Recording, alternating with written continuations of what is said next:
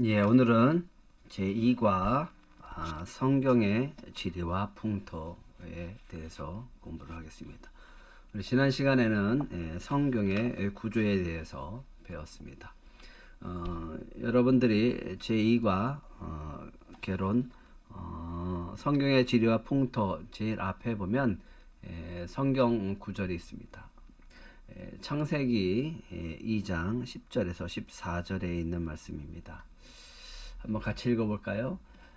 강이 에덴에서 흘러나와 동산을 적시고 거기서부터 갈라져 내 근원이 되었으니 첫째의 이름은 비손이라. 금이 있는 하윌라 온 땅을 둘렀으며 그 땅의 금은 순금이요 그곳에는 베델리엄과 호마노도 있으며 둘째 강의 이름은 기온이라. 구스 온 땅을 둘렀고 셋째 강의 이름은 히데겔이라. 아수르 동쪽으로 흘렀으며 넷째 강은 유바라데더라. 지난 시간에 대해서 우리가 다시 한번 복습을 하는 시간을 갖겠습니다. 여러분들 우리 성경을 이해하는 방법 중 하나는 주제별과 연대기별로 보는 방법이 있다라고 말씀을 드렸습니다. 여러분들이 이 두 가지를 가지고 성경을 보시게 되어지면 굉장히 큰 유익을 얻게 될 것입니다. 인간의 상태로 보는 구약 성경에 대해서 지난 시간에 말씀을 드렸습니다. 한번 복습을 해볼까요? 창조와 타락한 인간. 언제라고 그랬죠? 창조 시대 창세기에 나와 있고요. 믿음과 순종 역시 창세기의 족장 시대에 있습니다. 족장 시대에 4명이 나온다고 그랬습니다. 창세기 12장부터 창세기 50장까지의 4명의 족장이 나온다라고 말씀을 드렸습니다. 누구라 그랬죠? 아브라함과 이삭, 야곱, 요셉까지 해서 족장의 시대가 펼쳐지게 되어집니다. 그렇게 해서 이스라엘 백성이 형성이 되어지는 과정은 애굽에서 요셉을 통해서 야곱이 애굽으로 내려가서 70명을 통해서 점점 왕성해지면서 약 430년 동안 그들이 큰 민족으로 형성해 나가는 역사가 있습니다. 그런 역사 속에서 이스라엘 백성이 큰 민족이 되어질 때 하나님은 모세를 통해서 이스라엘 백성들을 출애굽시켜 주시죠. 그리고 그들을 광야로 인도하십니다. 이 과정에 출애굽과 광야 시대, 이것은 출애굽기 또 민수기에 있다라고 말씀을 드렸습니다. 그 다음에 하나님께서 시내산에서 언약을 하시고요. 그들에게 율법을 주십니다. 소유와 율법의 시대, 이때는 정복 시대입니다. 이 시대는 여호수아, 레위기, 신명기까지 있습니다. 이스라엘 백성들이 율법을 가지고 하나님의 말씀을 가지고 여호수아를 통해서 이스라엘 백성들이 가나안 땅에 들어가서 정복을 하고 살아가게 되어집니다. 그래서 그때 하나님의 왕이셨고 왕이 없었던 시대입니다. 그 대신에 하나님은 사사를 통해서 통치하던 시대가 있는데 이 시대는 사사 시대입니다. 왕이 없었습니다. 사사기가 있고요. 룻기가 있습니다. 이 시대에 이스라엘 백성들이 왕을 하나님께 달라고 그랬죠. 그래서 왕을 주시는데 이때가 왕을 가진 백성, 그래서 다니엘 왕국 시대입니다. 이 다니엘 왕국 시대에는 새 왕이 등장합니다. 최초의 왕이 누구죠? 사울이죠. 다음엔 다윗, 다음엔 솔로몬. 그래서 이 새 왕은 약 40년 동안 통치를 하게 되어집니다. 그래서 120년 동안 다니엘 왕국 시대가 펼쳐집니다. 이것이 성경에 기록되어 있는데 사무엘, 상하, 역대기, 상, 역대상 이렇게 말씀을 드렸습니다. 그리고 경고하는 시대가 있죠. 솔로몬의 죄로 인해서 나라가 분열되었습니다. 그래서 북이스라엘과 남유다로 분열되어지게 되어집니다. 이 분열 왕국 시대에 때가 나오는데 이건 열왕기 하, 역대기 하에 있습니다. 이스라엘 백성들이 하나님 앞에 범죄함으로 북이스라엘은 아수르에게 멸망당하고 남유다는 바벨론에 의해서 멸망당하게 되어집니다. 그래서 이 시대는 하나님을 잃어버린 백성, 그래서 결국은 포로로 끌려가서 바벨론 포로로 끌려가는데 1차, 2차, 3차에 걸쳐서 끌려가고요. 70년 동안 포로 생활을 하게 되어집니다. 하나님이 약속하신 그 70년을 지나자 포로 귀환하게 되어집니다. 포로 귀환 시대, 그래서 하나님 회복시키시는 하나님, 이 성경은 에스라, 니에미야, 에스더가 있습니다. 그리고 절대로 이제는 하나님을 잊지 말자. 그래서 하나님께 돌아와서 신실한 하나님을 신실하게 믿자 하는 뜻에서 그들이 모으고 또 수집해서 기록한 것들, 이런 것들이 이제 지혜서라고 하죠. 지혜 시대입니다. 지혜 시대에서 욥기, 시편, 잠언, 전도서가 있습니다.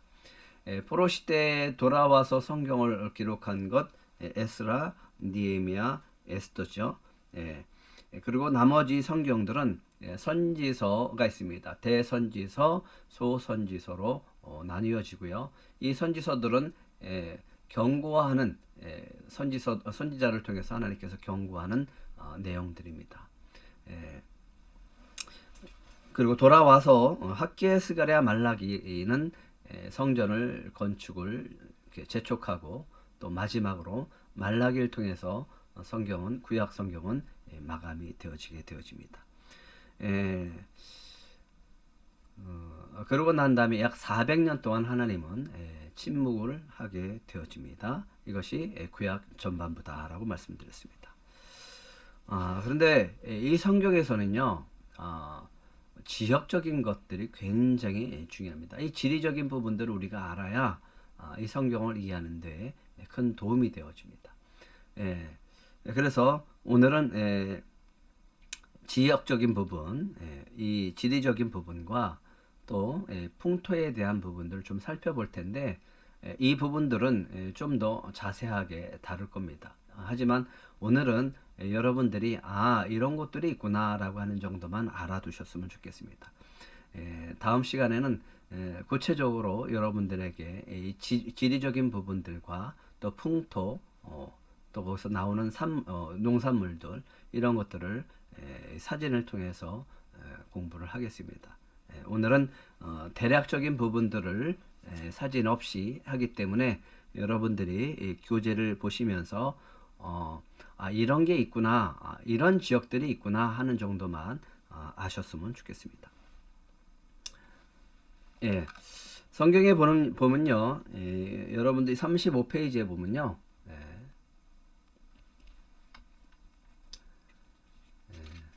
35페이지에 보면 근동지방 지도라고 하는 것이 보입니다.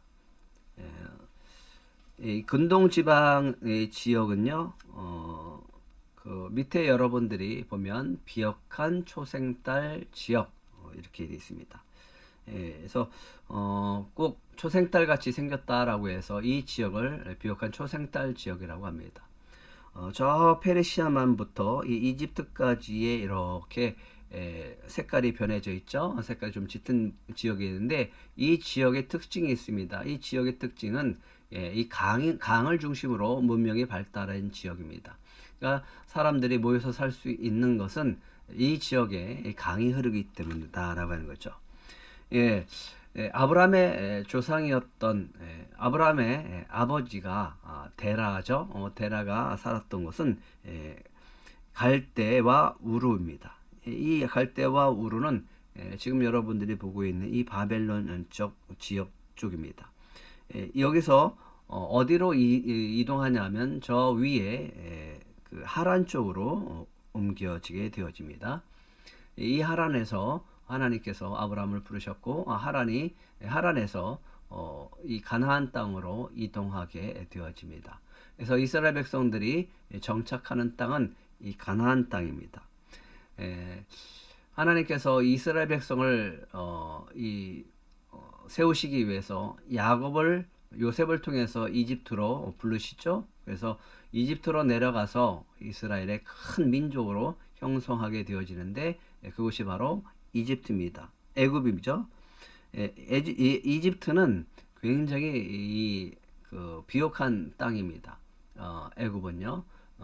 그 밑에 보면 왼쪽에 보면 그 나일강 끝에 부분 갈라지면서 그 땅은 굉장히 비옥한 땅이었습니다. 그래서 전체적으로 보면 강을 중심으로 해서 문명이 발달하고 또 사람들이 이동하는 도로가 발달하는 그런 곳으로서 이렇게 살 수 있는 지역이 바로 비옥한 초생달 지역이라고 하는 거죠. 그래서 하란에 정착해서 BC 2000년경이고요. 이후부터 예루살렘 함락까지 약 2000년 기간 동안 이곳에 지속되어집니다. 지역적으로 고대 문명이 일어나서 애국과 메소포타미아 중간에 끼어 있는 이 팔레스타인을 중심으로 이거는 비옥한 초생달 지역입니다. 예, 이 지역에 대해서는 밑에 여러분들이 참고해 주시면 좋겠습니다. 다음 장으로 넘어가면요. 36페이지에 보면요. 가나안이라 불리는 이스라엘 백성들이 생활했던 팔레스틴의 환경을 이해한다면 성경을 한결 이해하기 쉽겠죠. 라고 되어 있죠. 팔레스틴이라는 명칭은 블레셋인 사는 땅이라는 팔레스티아에서 유래했다고 합니다. 육교로서의 팔레스틴의 지역적인 부분인데요. 이 지역은 통로라고 보시면 돼요. 지역적인 부분은 이곳이 이 아프리카에서 유럽으로 가고 또 아프리카에서 저 아시아로 가고 또 저 아시아에서 아프리카로 가고 하는 이 지역 속에서 굉장히 지역적인 중요한 요충지가 되어집니다. 그러다 보니까 이 길이 이 통로가 있고요. 그러다 보니까 이스라엘 역사는 수많은 전쟁 속에서 전쟁을 치르는 우리나라의 역사와 비슷한 그런 환경을 가지고 있습니다. 육교로서의 팔레스틴, 애국과 메소포타미아를 연결하는 길목으로 육교구시를 하는 팔레스틴에는 일찍이 고속도로 격인 해변길이 개통되어 장사하는 사람들과 군대가 통과하였다라고 이야기하고 있습니다. 그래서 애굽에서 아수르, 바벨론, 페르시아 이렇게 시대가 변화지면서 이 수많은 제국들이 번성하면서 꼭 통과해야 되는 지역이 바로 이스라엘 땅, 가나안 땅이었다라고 하는 거죠. 그래서 그 중간에 보면요, 이러한 지리적 위치 때문에 이스라엘은 다윗, 솔로몬 시대를 제외하고는 강대국의 지배를 받게 되었습니다. 그렇죠? 그래서 BC 722년은 북이스라엘은 아수르에게, 또 BC 586년에는요 남유다는 어디요? 바벨론에게 멸망당하게 되어집니다. 현재는 아시아, 아프리카, 유럽을 연결하는 결절점으로서의 중요한 요충지를 감당하고 있다. 그래서 이스라엘은 굉장히 중요한 지역이라고 볼 수 있습니다. 그렇기 때문에 이 지역을 통과하는 이 4개의 도로가 있는데 이것은 굉장히 중요한 역할을 하게 되어집니다. 첫 번째는요, 해변길입니다. 해변을 따라서 도로가 낮다 그래서 해변길이라고 합니다. 해변길은요, 애굽에서부터 지중해 연안 메소포타미아를 잇는 국제 간선도로로서 역할을 하면서 군대와 이 상인들이 통과했었습니다. 이사야 9장 1절에도 나와 있고요. 이 길은 특별히 요셉이 팔려간 길입니다. 두 번째로는요, 왕의 대로가 있습니다. 여러분들이 37페이지의 지도를 이렇게 참고하시면 좋겠습니다. 왕의 대로, 맨 오른쪽에 짙은 그 길로 표시되어 있죠. 왕의 대로. 왕의 대로는 민수기 20장 27절, 21장 22절에 등장합니다. 주된 길이라는 뜻으로 사막 경계 부근을 통과하기에 대상이 많이 이용했습니다. 아라비아 값진 향료를 수입하는 통로였습니다. 지금은 요르단을 통과하는 길이죠. 산지길이 있습니다. 산지길하고 계곡길은 좀 험난한 길입니다. 중앙고지의 평탄한 산등서기를 남북으로 달리는 길로 일명 족장의 길이다 라고 여러분들이 알았으면 좋겠습니다. 산지길. 계곡을 따라가는 길이 있습니다. 계곡을 따라가는 길, 그래서 계곡길인데요. 갈릴리에서 요단지구대로 남하하면서 도중에 여리고와 또 예루살렘으로 향하는 그 길, 이 길이 바로 계곡길입니다. 성경에 나타나는 길이 있습니다. 성경에서 나타나는 길이 있습니다. 물길이 있습니다. 성경에서 나타나는 물길이 있는데요. 강과 호수, 바다를 이해하는 것이 좋고요. 성경의 지역들은 이 물을 중심으로 이 발달하고 또 모여서 살기 때문에 그렇습니다.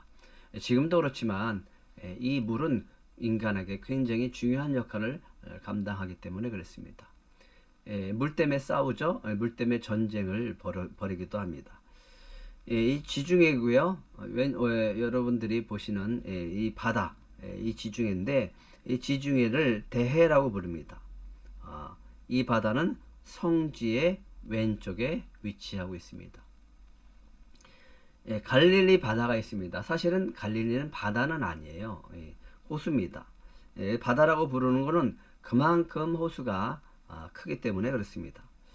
이 수역은요, 좁은 곳이 11km고요, 넓은 곳이 22km인 사람의 심장 모양의 담소호입니다. 성경에서 가장 많이 등장하는 또 이야기하는 이 지역이죠. 특히 예수님이 사역을 하셨던 곳, 이 갈릴리 지방을 통해서 갈릴리 바다를 중심으로 해서 사역을 하셨습니다. 이렇게 사역을 하신 이유가 있습니다. 그렇게 사역하신 이유는요, 다음에 자세하게 말씀을 드리겠지만 선교하기 위해서였습니다. 유대인뿐만 아니라 이방인 사람들에게도 복음을 전파하시기 위해서 이 지역을 중심으로 해서 선교적 지리적 중심으로 거점을 삼으셔서 복음을 전파하셨던 것을 보게 되어집니다. 성경에는 긴네렛이라고 하는 이 지명을 쓰기도 합니다. 모양이 하프와 같이 같다라고 해서 여호수아에 등장하고요. 갈릴리, 제일 많이 우리가 알고 있는 명칭이죠. 갈릴리 지방에 있기 때문에 갈릴리 바다라고 합니다. 게네사렛이라고 하는 이 지명도 씁니다. 게네사렛이라고 하는 것은 왕자의 정원이란 뜻을 가지고 있습니다. 왕자의 정원이요. 그래서 경관이 아름다워서 쓰고 있습니다. 게네사렛, 그 다음에 디베랴라고 하는 이 이름을 쓰고 있습니다. 이 디베랴고는 굉장히 정치적인 뜻이 담겨져 있습니다. 이 간사한 헤롯이 로마 황제 디베리우스에게 아부하기 위해서 세운 도시입니다. 디베랴가 이 호수 주변에 있기 때문에 디베랴라고 합니다. 요한복음 6장 1절에 있습니다. 그리고 너무나 유명한 강, 이스라엘에서 너무나 유명한 강을 꼽으라고 하면 단연코 요단강을 꼽을 수 있습니다. 이 요단강은 저 위에 할몬산으로부터 눈이 녹아서 내려오는 이 물이 이 강을 통해서 또 계곡을 통해서 약 100km를 흘려서 저 밑에 사해 지방으로 내려가게 되어집니다. 이 요단강의 서편, 이곳이 바로 하나님이 아브라함에게 약속한 가나안 땅입니다. 물론 나중에 요단강 동편에 있는 땅도 두 지파 반에게 나누어 주십니다. 그래서 요단강은 세례 요한이 침례를 베풀었던 강으로도 유명합니다. 그 다음에 밑으로 내려가면 사해가 있습니다. 사해가 있고요. 이 모양은 거대한 핫도그처럼 생겼다고 합니다. 이 바다는 지구상에서 가장 낮은 곳으로 지역이 그렇다 보니까 물이 들어와서 나가질 않죠. 고여 있습니다. 그러면서 뜨거운 햇빛에 의해서 증발이 되기 때문에 염분이 많은 그런 호수입니다. 그래서 해수면보다 약 399m나 낮은 곳에 위치해 있어서 물이 들어오지만 나가지 못하고 증발해서 중금속 광물질이 녹아 있고요. 여기서 나오는 머드팩 아주 유명하죠. 사해라고 불리고요. 성경에서는 사해라고 나오지는 않습니다. 구약 성경에서는 염해 또 동해 바다라고 하는 명칭으로 이렇게 나오고 있습니다. 아주 유명한 또 강이 있죠. 나일강입니다. 이 나일강 하면은 생각나는 사람 모세죠. 애굽의 젖줄인 이 강은 쇠사랑 같은 모양으로 삼각주로 이르며 지중해로 둘러 들어옵니다. 이 강 자체가 애굽의 교만을 상징합니다. 그러니까 여기에는요 너무나 비옥해요. 퇴적층이 있다 보니까 이 기름집니다. 그래서 정말 농기구를 제대로 사용하지 않아도 될 만큼 아주 토양이 좋고 또 아주 비옥한 땅입니다. 그래서 이 이집트는 곡창지대로, 이 나일강 주변은 곡창지대로 또 유명하기도 합니다. 그래서 여기서 나오는 이 곡물들을 저 유럽에 수출을 하는 거죠. 그래서 이집트의 가장 아주 중요하게 여기는 이 강이라고 할 수 있습니다. 그 다음에 저 위쪽에 티그리스 강, 유프라데스 강이 있습니다. 코브라의 혀처럼 갈라져 보이는데 사실은 각각 다른 곳에서 발원하여 페르시아만 앞에서 합쳐져서 페르시아만으로 흘러 들어가게 되어집니다. 그래서 이 강이 저쪽 그 인도양으로 연결되어 있죠. 그리고 우리가 이 홍해 그러면 너무나 잘 알고 있죠. 홍해 대주 밝은 모양의 이 바다는 시내 반대로 둘러싸고 있고요. 모세가 이스라엘 백성을 건넌 곳, 그들을 인도에서 건넌 곳으로 유명하죠. 바다의 좌측 윗부분이었다 이렇게 되어 있습니다. 오늘날 수에즈 운하가 뚫린 곳이다. 이것도 나중에 사진으로 여러분들이 보게 되어질 겁니다. 그러면 왜 우리가 성경 속에 있는 지리와 기후를 알아야 되는가? 아니 우리나라 지도도 제대로 모르는데 왜 이스라엘 땅의 지도까지 우리가 알아야 되는가? 라고 하는 거죠. 이거는 성경에 등장하는 지명들이 많이 있기 때문에 그렇습니다. 그리고 이 지형을 알고 기후를 알아야 성경에서 이때 이렇기 때문에 이런 말씀을 하셨구나 라고 하는 것들을 우리가 깨달을 수 있기 때문에 그렇습니다. 참고적으로 우리나라와 계절이 반대죠. 좀 이해를 하셨으면 좋겠고요. 물이 굉장히 귀하다라는 것들을 우리가 알았으면 좋겠습니다. 그리고 또 척박하다라고 하는 거죠. 이런 것들을 우리가 염두에 둬야 우리가 성경을 읽는데 물이 왜 귀한가? 비가 적게 오니까요. 그러니까 이슬이 소중할 수밖에 없는 거죠. 그래서 그런 것들을 우리가 좀 성경을 읽으면서 좀 염두해 둘 부분입니다. 팔레스틴 수변 기후고요. 지중해성 기후고 건조 기후, 사막 기후의 경계에 위치한 아열대성 기후입니다. 겨울은 9월부터 4월까지고요. 이때는 우기입니다. 비가 많이 내려오는 시기고요. 여름은 6월부터 10일까지인데 건기를 형성하고 있습니다.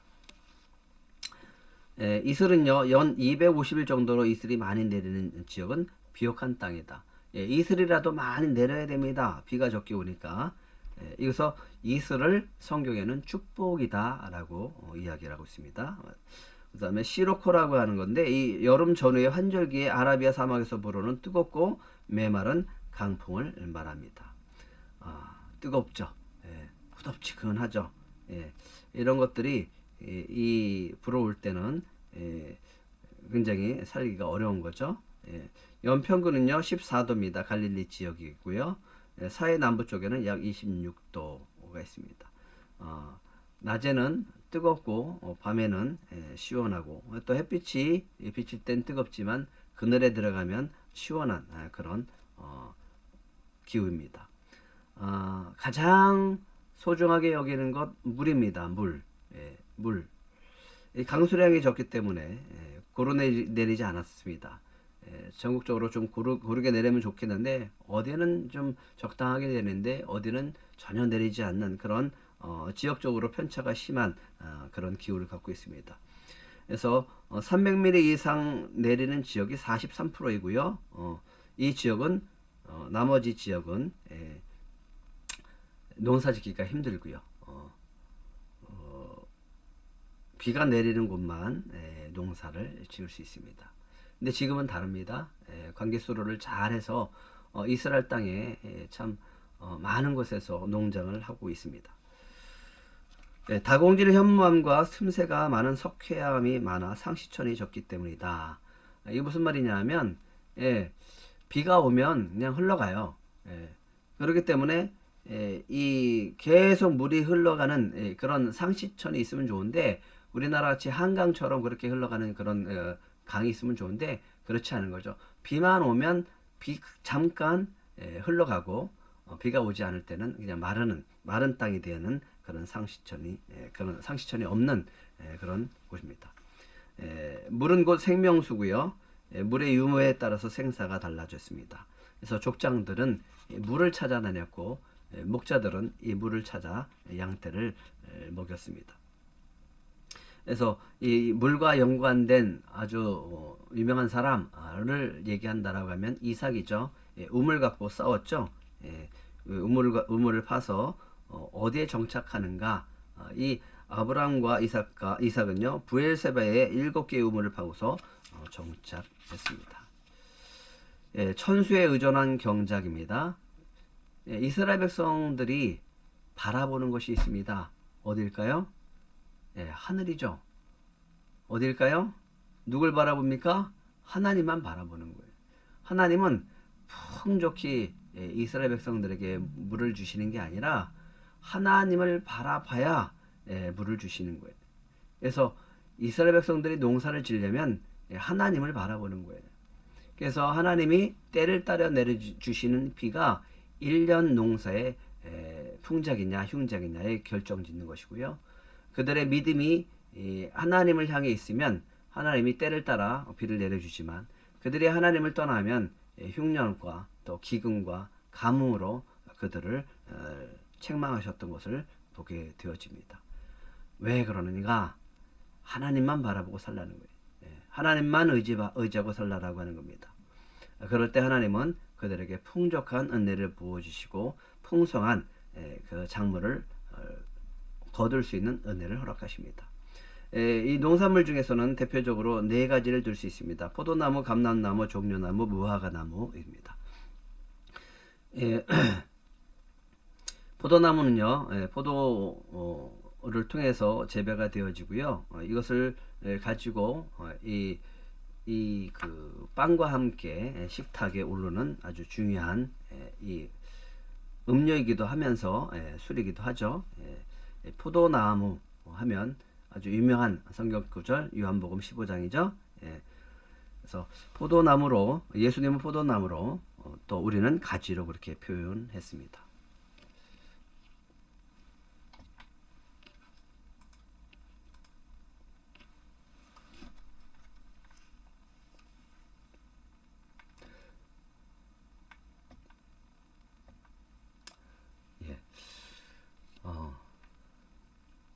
천수에 의해서 의존한 경작이고요. 포도나무 가나안은 포도 재배의 최적지다라고 하는 거죠. 포도나무는 또 이스라엘을 상징하고 있습니다.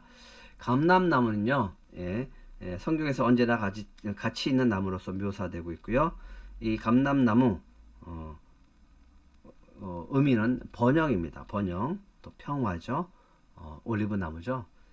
종려나무가 있습니다. 이 종려나무는요, 요단계덕에 많이 서식을 하고 있고요. 의인은 종려나무 같다라는 표현을 우리가 하고 있습니다. 시편에 보면요. 또 아가서에는 신부의 모양으로 기록되고 있습니다. 무화과나무, 뭐 우리는 잘 알고 있죠. 무화과나무는요, 잎사귀가 크고 두터운 여름철 더위를 피하는 휴식처로도 사용되었습니다. 예, 성경에서 아담과 하와가 죄를 지었을 때 그들이 몸을 가리죠. 이 무화과나무 잎을 가립니다. 얼마나 연약하고 또 약했겠습니까? 그때 하나님께서 은혜를 주셔서 가죽 옷을 입혀 주셨죠. 이런 것들이 성경 속에서 많이 등장을 하게 되어집니다. 그리고 이것은 하나님의 절기에 대해서, 여호와의 절기에 대해서 우리가 배울 때 좀 더 구체적으로 이야기를 하겠습니다. 이스라엘을 네 가지의 지형으로 분류하게 되어집니다. 해안 지역이 있고요. 중앙 고지대가 있습니다. 또 요르단 지구대가 있고요. 트랜스 요르단 지구가 있습니다. 해안 지구는 해안 평야는요, 해안 쪽에 있습니다. 지중해 연안의 비옥한 지대로서 이스라엘은 이 지역을 먼저 차지한 블레셋 족속과 오랜 전쟁을 치르게 되어집니다. 그리고 중앙 고지대가 있습니다. 요단강 서편의 산악과 구원으로 이루어진 지역이고요. 이스라엘 족속들이 주로 거주하던 지역이었습니다. 철기 문명을 먼저 시작한 해안 지역의 블레셋 족속에게 지형을 이용한 게릴라전으로 맞설 수밖에 없었습니다. 요르단 지구대요. 갈릴리 호수와 사이를 잇는 요단강 주변의 지역이다. 트란스 요르단은요, 요단 동편의 지대로서요, 가나안 정복 당시 갓지파, 루벤 지파, 므낫세 지파가 정착한 땅이라고 말씀을 드렸습니다. 그러니까 요단 동편이죠. 두 지파 반이 차지한 땅, 그쪽을 얘기합니다.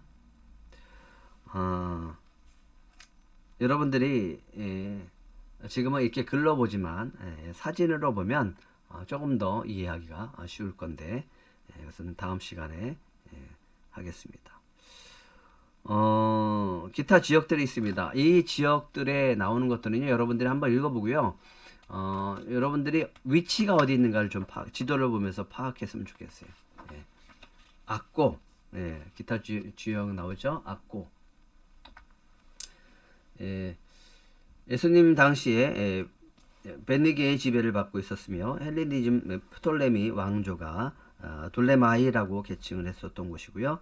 바울의 3차 전도 여행에 등장하는 지역이라고 합니다.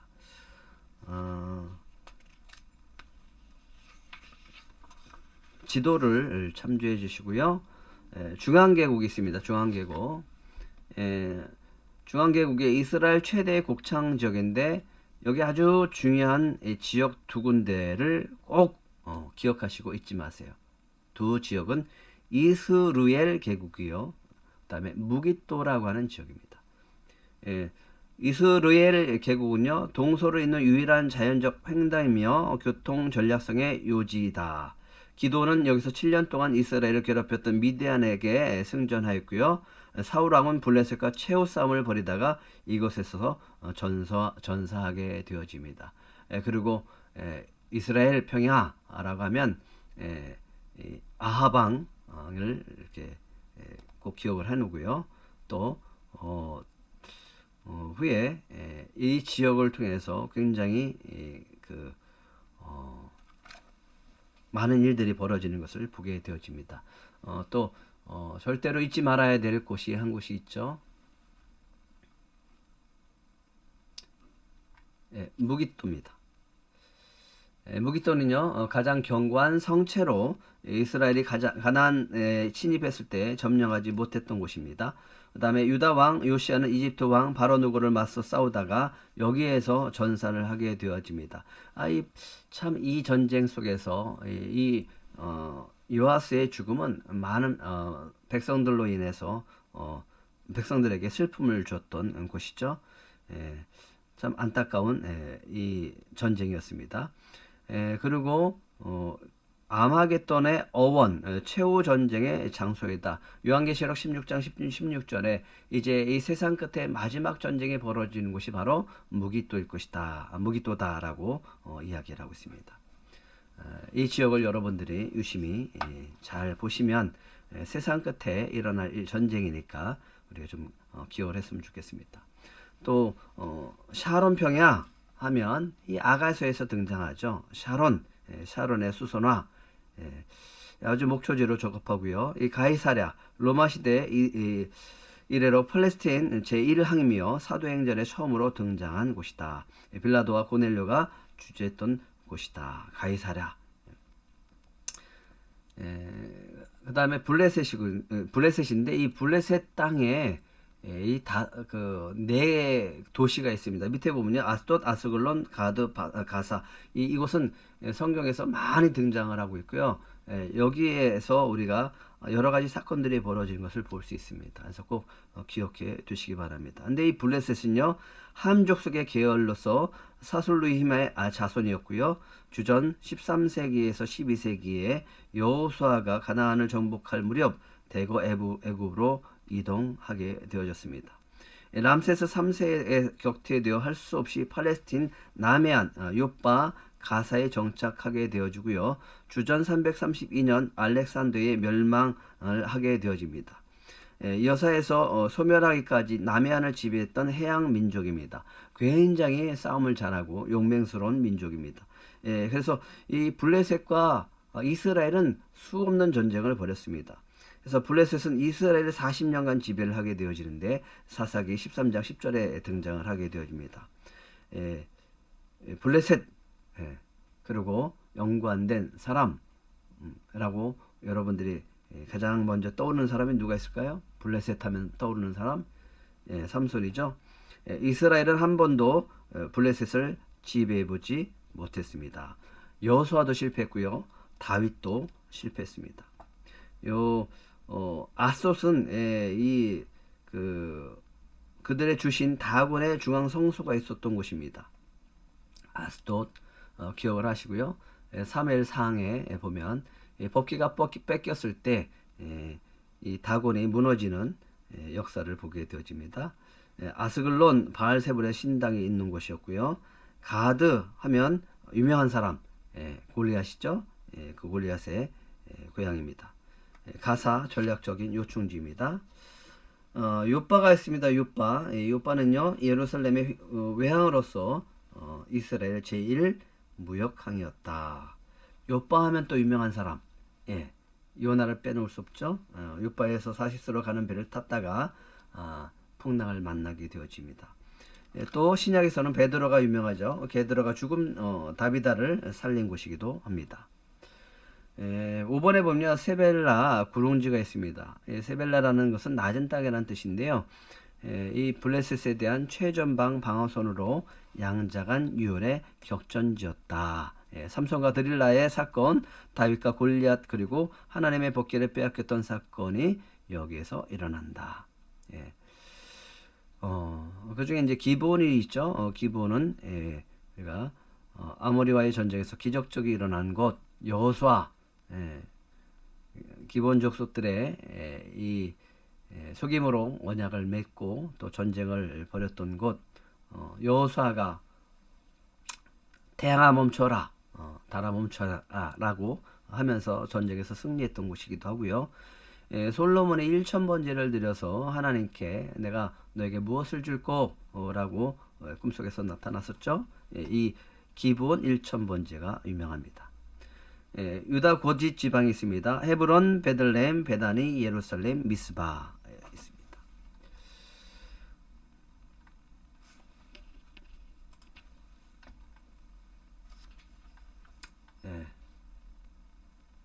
여러분들이 좀 참조해 주셨으면 좋겠고요.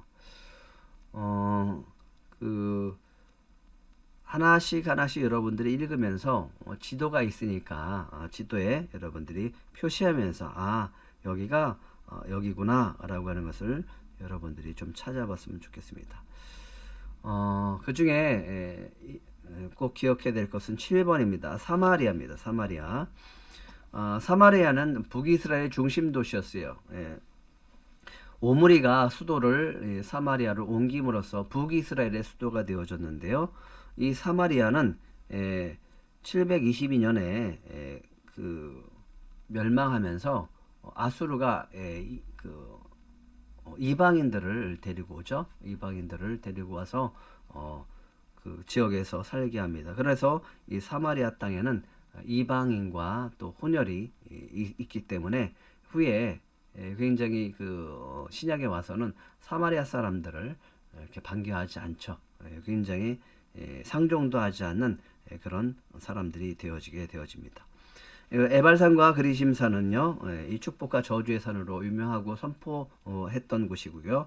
세겜 하면, 세겜 하면 아브라함이 가나안에 들어와서 처음으로 정착한 곳이죠. 거기 제단을 쌓은 것이었고요. 애굽에서 가져온 요셉의 뼈를 장사 지낸 곳입니다. 세겜 언약도 아주 유명하고요. 실로라고 하는 것은 이스라엘 백성들이 가나안 땅에 들어와서 정착하면서 첫 번째로 성소를 지었고 이 정착하는 법궤를 안치시키는 그것이 바로 실로였고 거기서 예배를 드리는 중심지가 되어집니다. 그 다음에는 베델입니다. 베델. 베델하면 아브라함이 처음 이곳에 제단을 쌓았고요. 그 다음에 야곱이 제사를 드렸던 곳, 거기서 야곱이 하나님을 만나는 장소였죠. 그래서 그곳에 그 제단을 쌓게 되어지고 베델, 하나님의 집이라고 하는 뜻으로 야곱이 하나님을 만난 아주 그 중요한 장소이기도 합니다. 사무엘이 이곳에서 백성을 다스렸고요. 여로보암이 예루살렘에 대응하여 금송아지 우상을 만들고 숭배케 한 곳이기도 합니다. 갈릴리 산지는요, 지중해 연안과 요단지구 사이에서 산악지대를 얘기합니다. 여기서는 이제 신약의 그 지형을 얘기할 때 보게 되어집니다. 몇 군데를 얘기한다라고 하면 갈릴리, 베세다, 그다음에 막달라, 가버나움, 가나, 디베라입니다. 갈릴리 하면 우리가 뭐 잘 알고 있고요. 갈릴리 호수가 있고요. 베세다 그러면 베드로 안드레 빌립의 고향이고요. 오병이의 기적이 일어난 곳입니다. 막달라 하면 막달라 마리가 우리가 생각나죠. 가버나움 예수님이 주로 사역을 하던 갈릴리 북부의 어업 도시입니다. 가나 나사렛 부근의 갈릴리 주변 도시 예수님의 첫 번째 이적 물을 포도주로 바꾼 놀라운 기적이 일어났던 곳이기도 합니다. 디베레아는 갈릴리 서안의 도시 중 하나로서 헤롯 안티파가 그의 영지인 갈릴리와 베레아 지방의 수도로 쓰기 위해서 건설했던 곳이기도 합니다.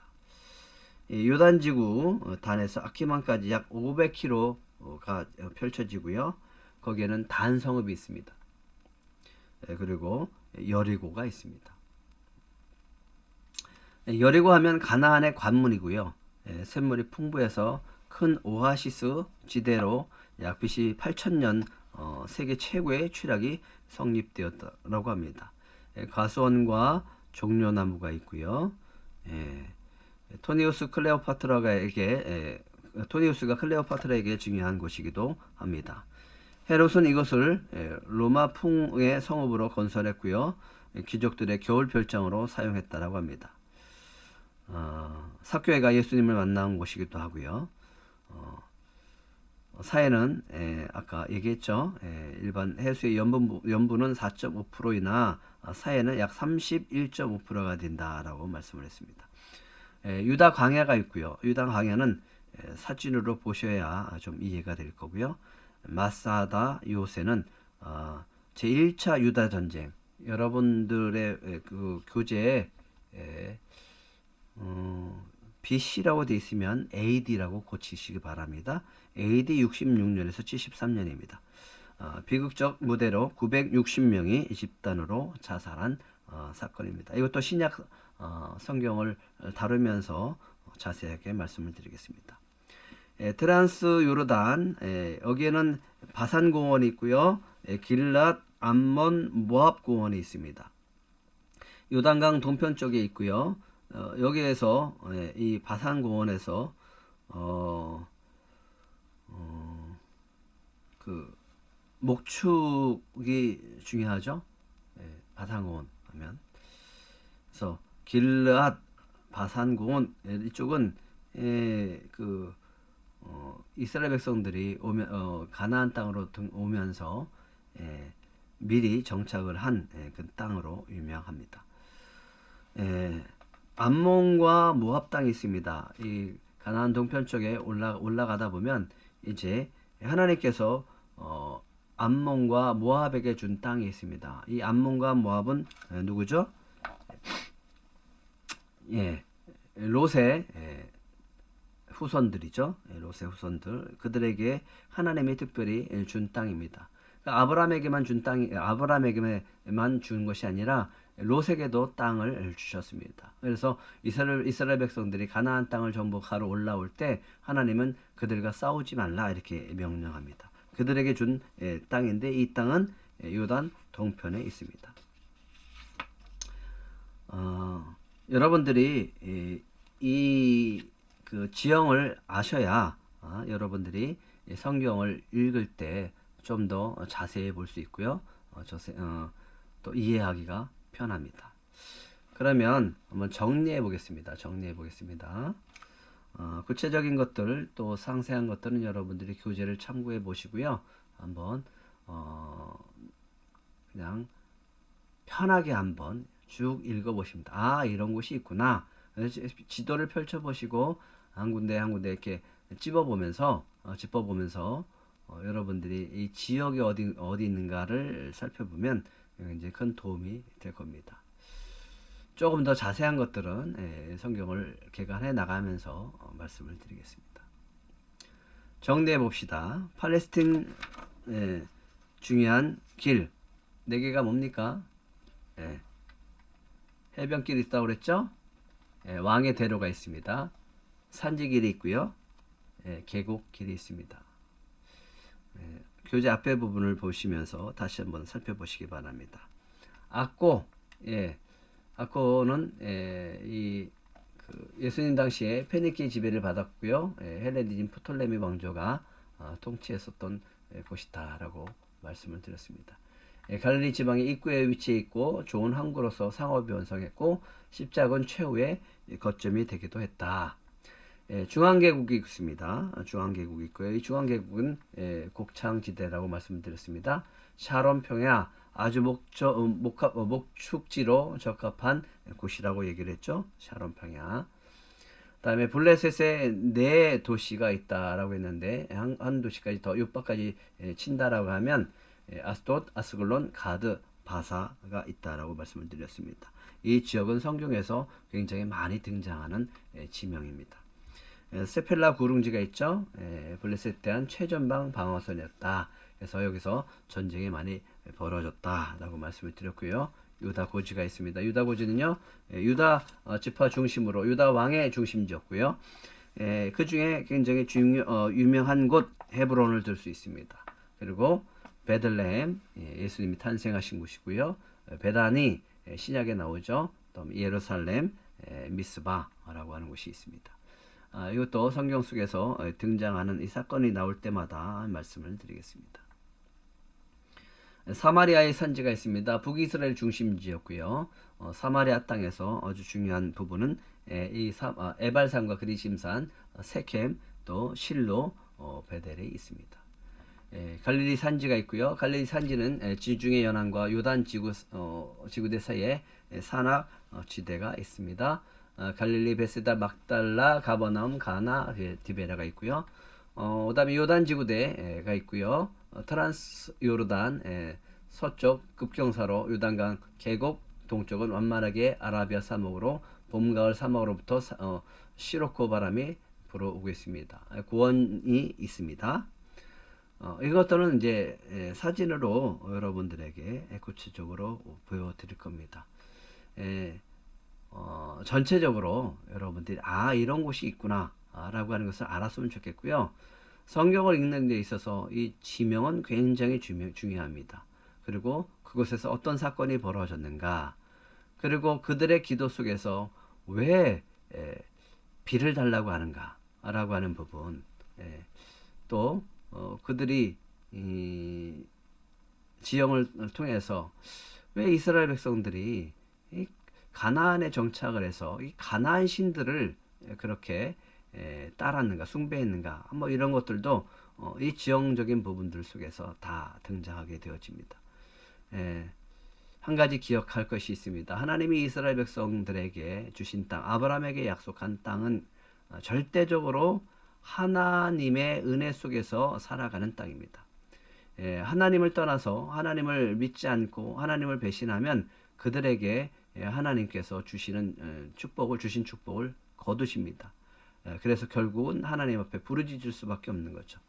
하나님은 좋은 땅, 정말 비옥한 저 애굽 땅, 나일강의 그 삼각주 같은 그런 땅을 주지 않았습니다.